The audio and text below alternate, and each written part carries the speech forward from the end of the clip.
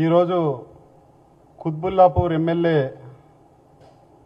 మా సీఎం గారి మీద మాట్లాడినటువంటి మాటలు చూస్తూ ఉంటే దొంగనే దొంగ అన్నట్టుంది. 3 సార్లు గెలిచిన హైడ్రిక్ సాధించిన అని చెప్తున్నటువంటి వ్యక్తి నిన్నగాక మొన్న నన్ను సిట్ వాళ్ళు పిలిచి నీ ఫోన్ ట్యాప్ అయింది ఎలక్షన్ల సందర్భంలో అని చెప్పి వెళ్ళినప్పుడు అక్కడ ఘోరమైనటువంటి నిజాలు బయటకు వచ్చినాయి. ఆ ఎలక్షన్స్ సందర్భంలో నా ఫోను మా కుటుంబ సభ్యులందరి ఫోన్లు ట్యాప్ చేసి పొద్దున నేను నా ప్రోగ్రాం ఏముంటుంది, ఏ కాలనీకి పోతున్నది అవన్నీ కూడా రికార్డ్ చేసుకొని ఆ రోజు అధికారంలో ఉండి ఆ కాలనీస్ వాళ్ళని ఆ బస్తీ వాళ్ళందరినీ కూడా బెదిరించి ఆ నెక్స్ట్ డే ఆ బస్తీలో మరి మీటింగ్ లేకుండా చేసి ఈరోజు నువ్వు దొంగచాటుగా గెలిచినటువంటి ఒక దొంగ ఎమ్మెల్యేవు. నువ్వు 3 సార్లు గెలిచి ఎంతమందికి ఇల్లు ఇచ్చినావు ఒకసారి చెప్పాలి.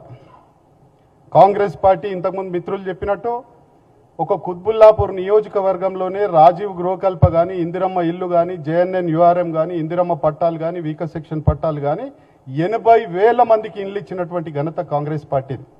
మీరు వచ్చిన తర్వాత ఇచ్చింది ఒక 1000 ఇండ్లు కూడా లేవు. అవి కూడా ఉన్న వాళ్లకు గరీబోళ్ళకు ఎవరికి కూడా ఇవ్వలేదు. అవన్నీ కూడా బేరాలు చేసుకొని అవన్నీ కూడా చేయడం జరిగింది. ఇవాళ కాంగ్రెస్ పార్టీ వచ్చి 2.5 years కూడా కాలేదు, దాదాపు 1500 కోట్లతో ఇవాళ కుత్బుల్లాపూర్ నియోజకవర్గంలో అభివృద్ధి పనులు జరిగినాయి. బాచ్పల్లిలో నిన్నగాక మొన్న ఒక చక్కటి ఫ్లైఓవర్ను ఇనాగ్రేషన్ చేసుకున్నాం. 15 ఏళ్లుగా మరి బాచ్పల్లి నుంచి గండిమేసమ్మకు పోయే దారిలో ఫారెస్ట్కు సంబంధించినటువంటి ల్యాండ్ దగ్గర దాన్ని వెడల్పు చేయాలని చెప్పి ఇదే టీఆర్ఎస్ వాళ్ళు 3 సార్లు కొబ్బరికాయ కొట్టి కూడా ఆ రోడ్డు చేయలేదు. ఇవాళ ఆ రోడ్డును కూడా మా గౌరవ ముఖ్యమంత్రి గారి ఆశీస్సులతో, శ్రీధర్ బాబు గారి మరి సహకారంతో, మరి ఫారెస్ట్ మినిస్టర్ గారి సహకారంతో ఆ రోడ్డును మేము ఇవాళ వెడల్పు చేసుకుంటా ఉన్నాం. నీ కళ్ళు కనబడకపోతే పోయి అక్కడ చూడు, నీ కళ్ళు ఉంటే చూడు. హైడ్రిక్ అని చెప్పుకోవడం కాదు, నువ్వు ఒకసారి చూడు. దూలపల్లి బహాదూర్పల్లి నుండి కొంపల్లికి పోయే దారిలో ఫారెస్ట్ రోడ్డు ఇవాళ వెడల్పు అవుతా ఉన్నది. కొన్ని లక్షల కోట్ల రూపాయలు విలువ చేసేటువంటి భూమి, ఫారెస్ట్ భూమిని ఇవాళ గవర్నమెంట్ తీసుకొని వాళ్ళకు వేరే దగ్గర భూమి ఇచ్చి ఇవాళ ఒక చిత్తశుద్ధితో ఆ రోడ్డును డెవలప్ చేయడం జరుగుతూ ఉంది. ఇవాళ స్టీల్ బ్రిడ్జ్ ఎన్నో ఏళ్లుగా ఆ ప్రాంతంలో ఉన్నటువంటి ప్రజలు 10-15 ఏళ్లుగా మరి డిమాండ్ చేస్తున్నటువంటి ఆ స్టీల్ బ్రిడ్జ్ను కూడా ఇవాళ ఇనాగ్రేషన్ చేసుకోవడం జరిగింది. ఇవాళ ఎంతో మందికి ప్లాట్లు ఇవ్వడం జరుగుతూ ఉంది, ఇండ్లు ఇవ్వడం జరుగుతూ ఉన్నది.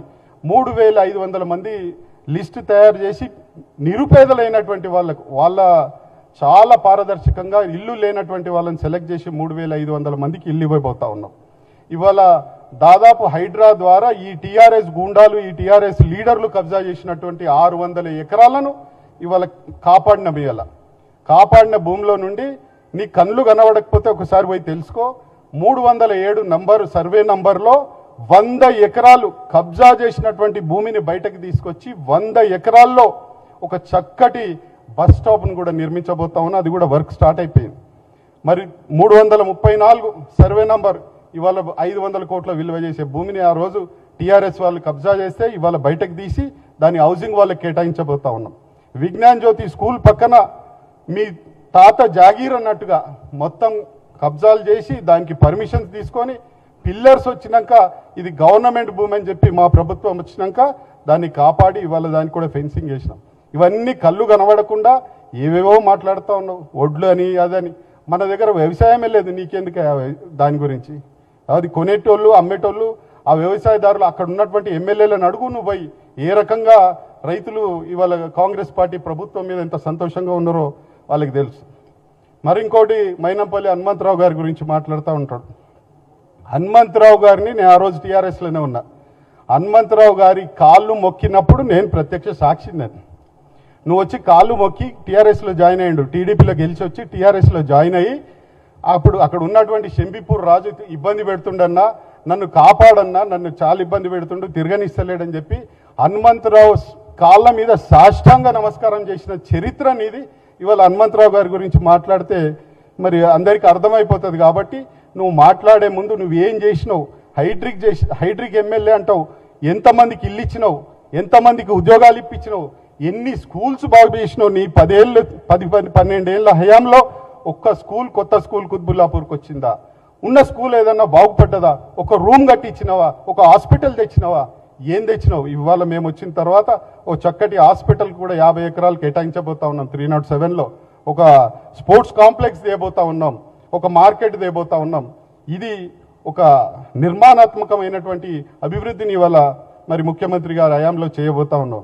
మాట్లాడే ముందు ఏదో కేటీఆర్ దగ్గర మార్క్స్ కొట్టేయాలని అది కొట్టేయాలని నువ్వు ఆలోచిస్తూ ఉంటే ప్రజలకు అందరికీ తెలుసు నువ్వు కాంగ్రెస్ పార్టీలోకి రావడానికి చేసిన ప్రయత్నం అబద్ధమా? మంత్రి పదవి ఇస్తే అందరితో కలిసి వస్తా అని చెప్పిన మాట వాస్తవం కాదా?